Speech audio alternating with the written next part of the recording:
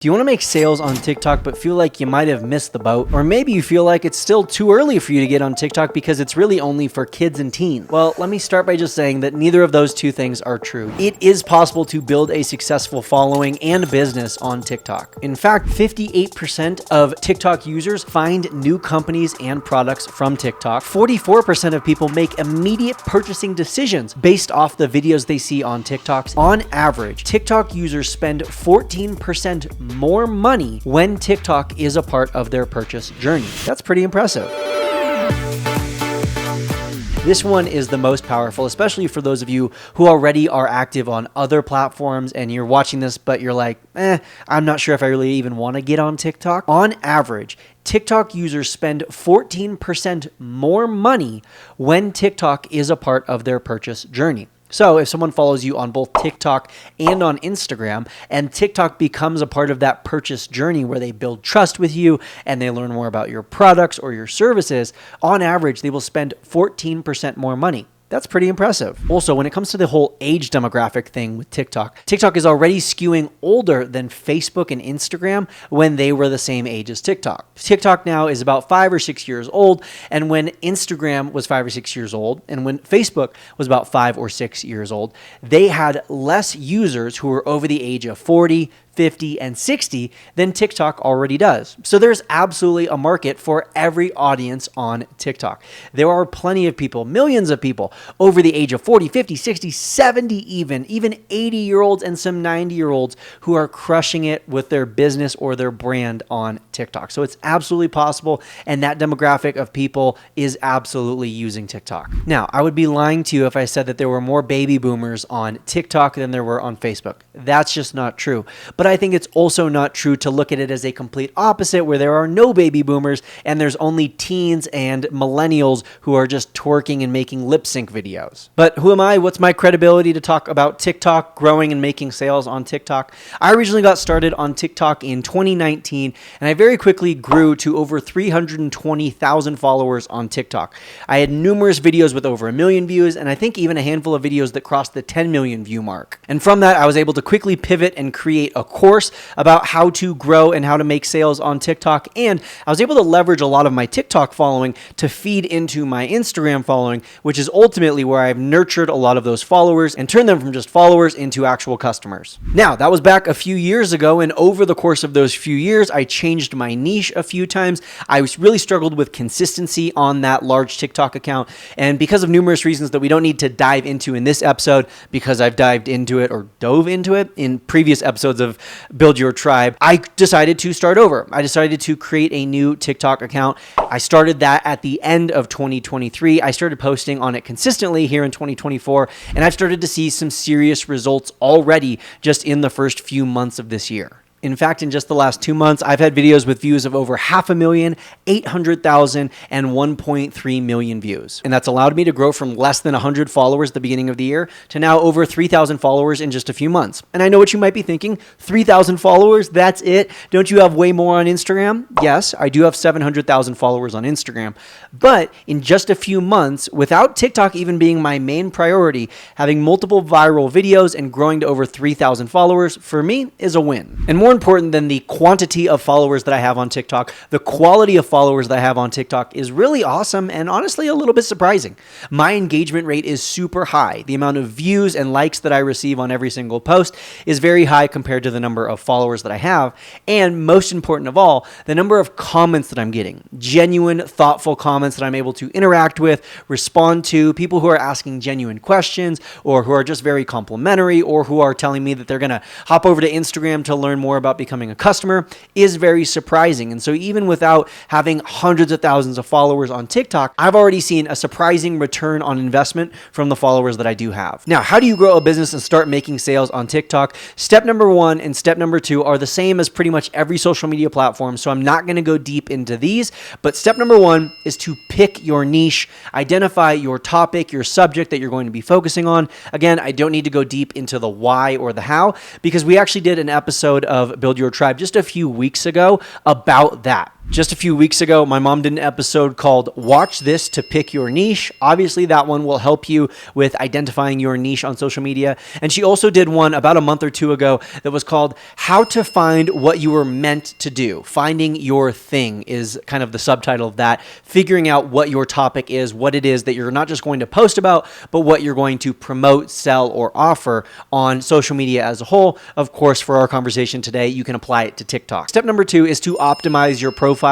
In short, basically, you need to have a storefront set up before the customers can start walking in. You need to make sure you have the profile picture, the username, the bio, the link in bio, all of that should be set up before you can even think about getting customers. Step 1 and step 2 are kind of the obvious things. They're the things you hear about all the time. They're not that specific, and really they can be applied to pretty much any social network. Now let's get into the actual algorithm changes that have taken place on TikTok in 2024 and how you can use them to grow a following and transition those followers into customers. But before we get into that, something that hasn't changed and is absolutely still true on TikTok today and has been true on TikTok really since the beginning is that consistency is key, and TikTok is all about hyper consistency, posting very, very frequently. And don't get me wrong, you can have success if you're not posting all the time. You can have videos go viral if you post once a month or once a week. There are plenty of people who post one time ever and they go viral. I'm not telling you that that's what you should do, but I'm telling you that that is possible. What I am telling you is that generally speaking on TikTok, quantity is king. The quantity of content that you're putting out absolutely matters. And that's because TikTok has what's called a content-driven algorithm rather than a social-driven algorithm. On Instagram, we're very much used to and we expect to see content from our friends, our family, the people we follow. We're getting shown content and recommended content based off of our social networks, based off our social ties, our social circles. And that's why Instagram and Facebook have what's called a social-driven algorithm. I've talked about this before, but TikTok's content-driven algorithm operates differently. On TikTok, your content is shown and distributed based off of the quality of said content. So it doesn't matter how many followers you have, it doesn't matter who your followers follow or who you regularly interact with. All that matters is the content. And that's why on TikTok, it's not a bad thing, it's actually a good thing to post more content because that gives you more opportunities to get recommended, more opportunities for said content to get distributed to the kind of people you're going to reach. So on TikTok, I recommend posting a minimum of 3 times per day. Now, if that sounds absolutely crazy, if I just said that and you got chills down your spine and, butterflies in your tummy, but not the good butterflies, the bad, anxious butterflies, what I will tell you is this. If you can't attain 3 a day, go for 2 a day or 1 a day and build up. Go for 1 every other day and build up from there. But ideally, if your goal is growth, if your goal is growing a business on TikTok in 2024 and taking it seriously, which I hope it is because that's why you're watching or listening right now. I hope you're not watching or listening right now just to feel better about yourself and kill some time while you're on a walk or on a commute. I hope you're listening to this because you actually want to take TikTok seriously. And if that is the case, I would recommend posting at least 3 times per day to your TikTok account. Now, what should those 3 posts be? This is where the algorithm change is really going to take root. This is where you might even be surprised to learn about the new TikTok algorithm. 2 of the 3 posts should be longer form content. Now, how long should long form content be? Let's call it more than 60 seconds. 60 seconds or more, let's define that as long form content on TikTok. So 67% of your TikTok posts are going to be more than a minute in length. And those videos, one of them should be vertical, so the way you typically consume and create content on your phone. One of them, and this might surprise you, should be horizontal, aka sideways, aka turn your phone on its side and film in landscape mode rather than portrait mode. Post it just like you would a YouTube video. And I know this might be surprising, but in February of 2024, TikTok began putting out some notices to a select few creators, explicitly telling these creators that the algorithm is now going to be prioritizing and pushing out videos that are horizontal. And this is a total 180 shift from what we're used to seeing on TikTok. We're used to seeing short form, quick, vertical videos. That's at least our expectation or the stereotype around TikTok. When now TikTok is trying to shift the narrative narrative. They're trying to emphasize not just long form videos, which they started to emphasize in 2023, but now long form horizontal videos. Essentially, a lot of people have hypothesized, myself included, that this is TikTok's attempt to kind of cut into YouTube's market. This is TikTok's attempt to compete with YouTube, not just in the long form video space, but even in the horizontal long form video space. So again, to repeat what I've already described, 3 posts per day is your goal, and 2 out of those 3 should be longer than 60 seconds. When you're doing these long form videos on TikTok, I want you to remember that less is more when it comes to editing. While you might watch YouTube videos that are super chopped up and they have lots of cuts and B-roll and transitions, you might watch Instagram Reels that feel like that they're every half a second, there's a new cut, there's a new caption on the screen, there's things coming at your face, sound effects, all this stuff, hyper edited. The opposite is what is working on TikTok. So on TikTok, it should feel almost like an Instagram story, if that makes sense, where it's very free-flowing, raw, organic, there's tangents, there's sidebars, there's storytelling. All of these components are mixed in without having a lot of editing. And in my experience, this makes it a lot easier to post on TikTok because while on Instagram, I outsource my Reels editing. I have an entire editor who is a professional and I send her my content and she chops them up for my Reels. My TikToks, I don't edit them at all. All I do is I trim out the beginnings and the ends so I don't have any, millennial pauses or any awkward endings to my videos. I just kind of trim off the beginning and ending of each clip. And besides that, the only editing that I'll do on TikTok is adding closed captions. And that's really all I recommend for you.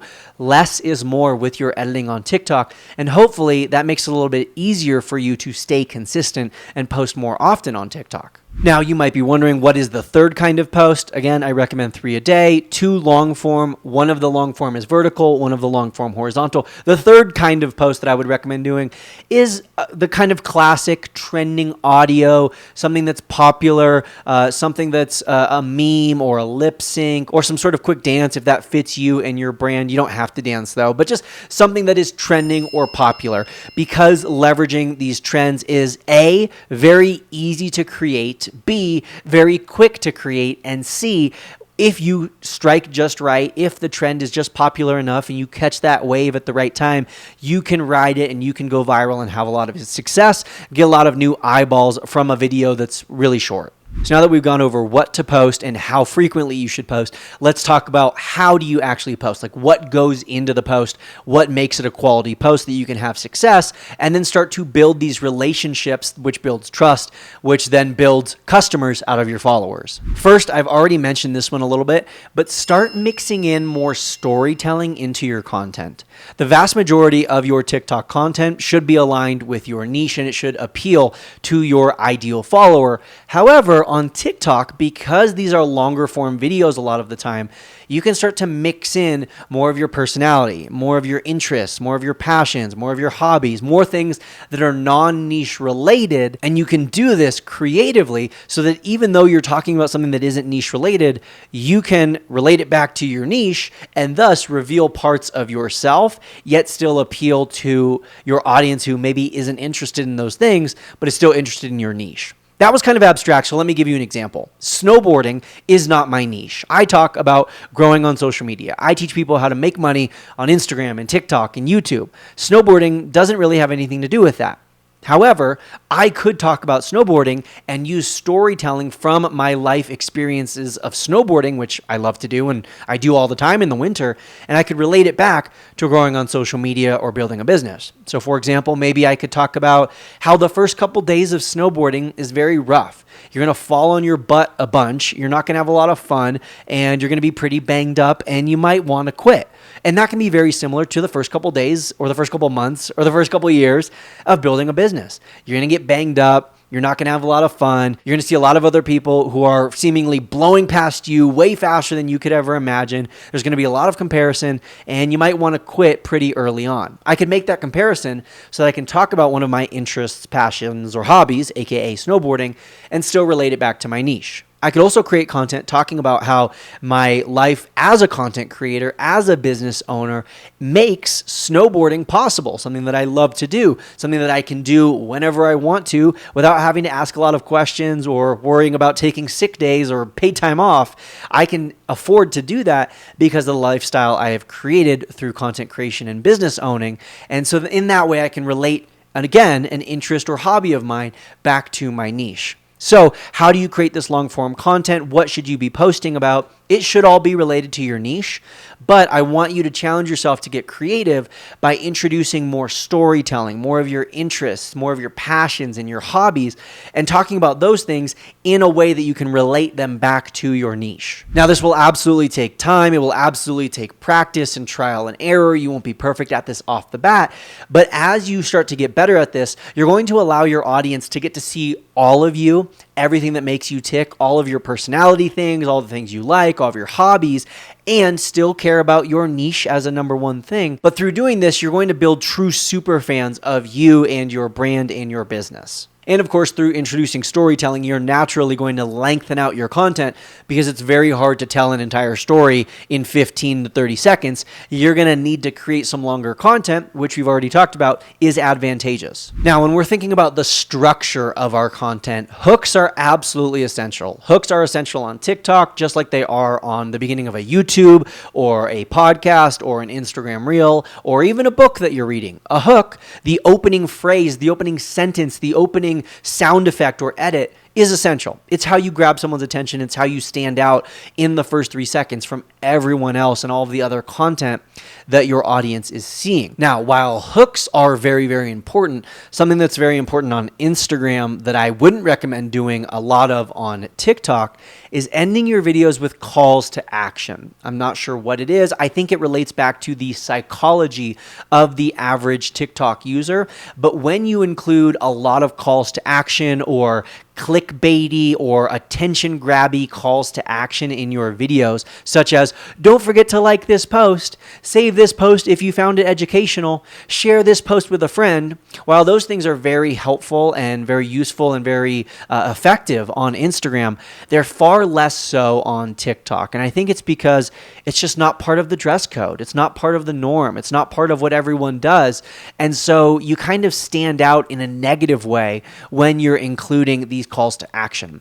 The one form of call to action that I have found effective on TikTok is asking open-ended questions or asking for people's feedback and comments, asking for people to share their opinions.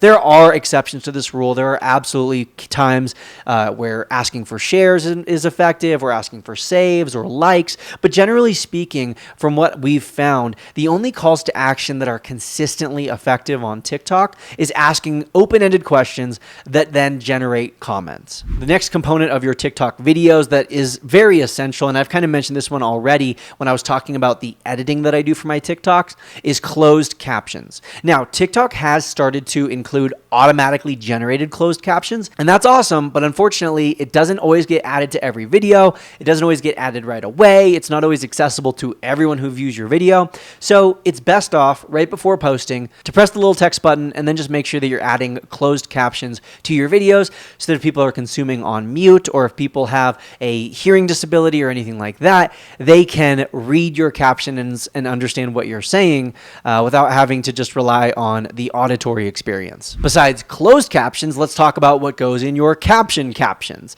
Generally speaking, most people aren't going to read captions on TikTok. It's a very, very small percentage of people who do read captions. And the style of post that's popular on Instagram, where it's like a super short video and then it just says, read the caption, those absolutely do not perform well on TikTok. And that's because on TikTok, people prefer to consume the content itself. They prefer to watch the video rather than being told to read some text. Additionally, the experience of reading a caption on TikTok isn't very great. It's kind of like a transparent background. The video still plays in the background. It's just not the best experience. So generally speaking, with all of that being said, it's best to keep your captions short on TikTok. And I've found that it's best to ask a question or have some sort of funny one phrase sentence or one line sentence in the caption rather than trying to make it a really long drawn out caption. In the caption, I do recommend adding 3 hashtags approximately. You could do 2, you could do up to 5, but generally speaking, let's say 2 to 5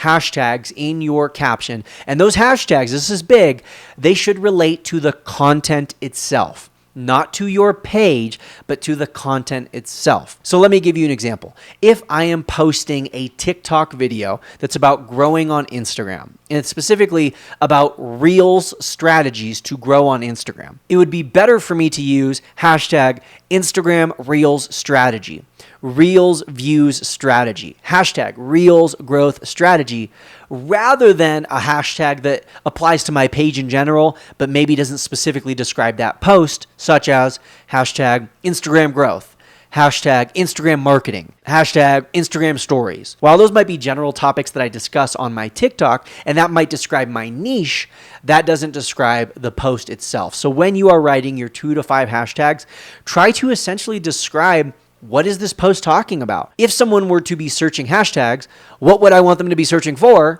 in order to find my post? Everything we've covered so far is the essentials for growth. You're going to start with your niche. You're going to optimize your profile. You're going to post 3 times a day, including everything that we've talked about.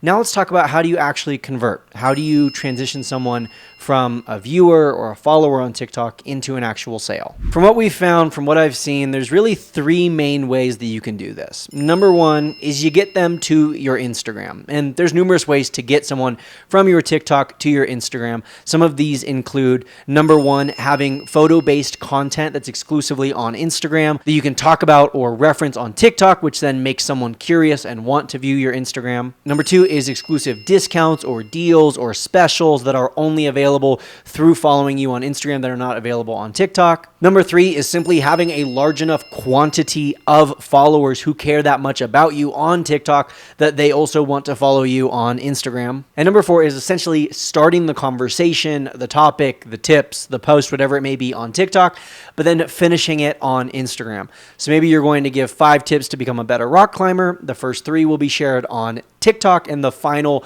2 tips, tip number 4 and 5, will be shared on Instagram. Now, why would you want to get someone from TikTok to Instagram? Why would you want someone going from one social to another? Well, because of a few things. Number 1, it's much more likely that someone's going to hop from one social media to another than it is to hop from one social media to something completely different, like a website, a sales page, or a purchase page. But number 2, and more importantly and more specifically, why I'm recommending switching someone from a TikTok follower to an Instagram follower is that according to one study by Carrot Financial, Instagram followers are 7 times more financially valuable than a TikTok follower. In other words, someone is 7 times more likely to purchase something on Instagram than they are on TikTok. And this is not an episode about Instagram. We don't need to go into all of the reasons why, but really it just boils down to the direct messages and how much more relevant, how much more applicable, how much more available, how much more used the Instagram DMs are than the TikTok DMs. Besides just getting them to your Instagram, of course, sometimes it is very advantageous for you to transition someone directly from TikTok to an opt-in page or to a landing page. What we have found most effective there is, rather than hopping directly from a TikTok into a sales page, is get them as a lead first. So simply collect an email, maybe even an email in exchange for a free download or a free discount or something like that, as a way to kind of begin this sales process or begin this customer journey much easier than just asking for their credit card right away. One example that I've found effective for myself is I will teach some sort of strategy. Maybe I'm going to teach you how to get more views on your Instagram stories.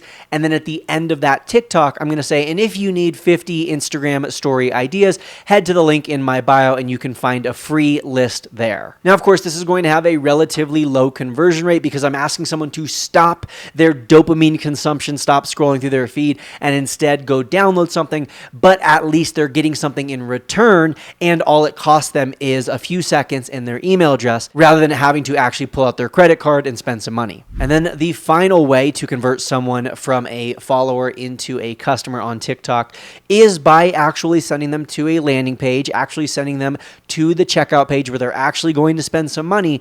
But the only real way that we've found this to be reliably effective, reliably work, besides like going viral and just having a massive quantity of viewers, is through doing long form content. Now, I know we've talked a decent amount in today's episode already about long form content, but over the course of a 3, 4, 5, 6, 7 minute video, people can really get to know you a lot more. They can build a lot of trust. You can work in more testimonials, more organic promotions. You can talk more about your product and its benefits. You can kind of do almost like a mini infomercial, if you will. And so if someone is willing to watch a multi-minute video with you, or of you, I should say, on TikTok, they're much more willing to then become a customer. So if you are creating long form content that is multiple minutes long, and it is all about one topic that relates to what you're offering or selling, you could consider offering someone a next steps. And essentially the idea is if someone is willing to watch multiple minutes of a video, they might want even more. And so you can tell them, if you want to learn more about said strategies, if you want to get this product for yourself, if you want to try this out yourself, go to the link in my bio to learn more. Go to the link in my bio for more tips. Go to the link in my bio for 20% off of this product. And in that way, you're essentially making a small sales pitch at the end of the video where you've already given them so much. I hope you found today's episode helpful. Again, if you don't already know your niche, that is step one for growing on TikTok. So make sure to check out some of those previous episodes that we have already put out. Thank you for listening. Thank you for watching today. And as always, happy networking.